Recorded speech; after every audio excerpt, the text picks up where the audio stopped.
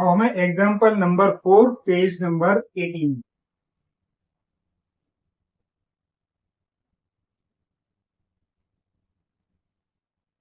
और page number है हमारे पास में कितने 19। क्या रहा है the perimeter of A square of side x is 4x which is a linear polynomial in the variable x।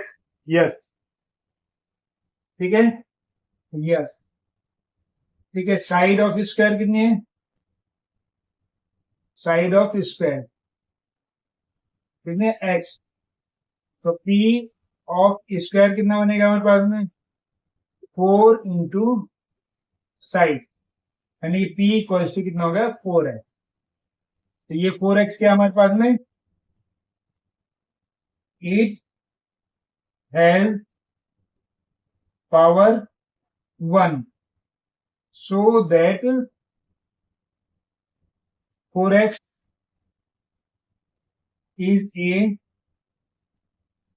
linear polynomial।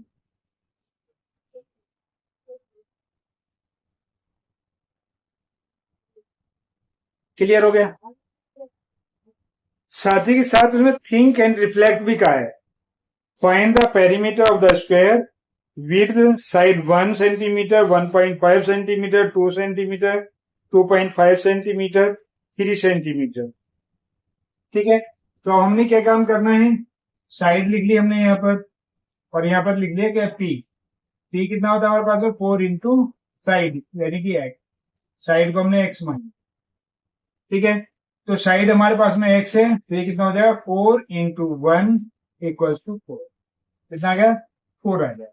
और फिर 1.5 है हमारे पास में 4 इंटू 1.5 ये कितना हमारे पास में 6 फिर कितना 2 ले लिया हमने ये कितना 4 इंटू 2 इक्वल्स टू 8 फिर 2.5 ले लिया हमने 4 इंटू 2.5 इक्वल्स टू 10 फिर हमने 3 ले लिया हमने 4 इंटू 3 इक्वल्स टू 12।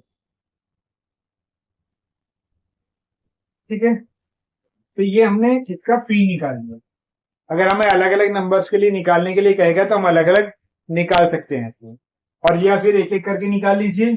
जैसे कि क्या क्या x इक्वल्स टू हमने कितना माना 1 है हमारे पास में तो p इक्वल्स टू 4x है 4 इंटू 1 इक्वल्स टू 4 ये 1 कर दीजिए। 2 में क्या करना है हमें वही x इक्वल्स टू में कितना होगा 1.5 हो गया तो p इक्वल टू 4x हो गया 4 इंटू 1.5 यानी कि 6.0 यानी कि 6। इस तरीके से आप इस क्वेश्चन को कर सकते हैं। अब क्या कह रहा है what happen to the perimeter if the side increase by 0.5 centimetre. यहां पर 0.5 सेंटीमीटर ही तो बढ़ रहा है हर एक बार।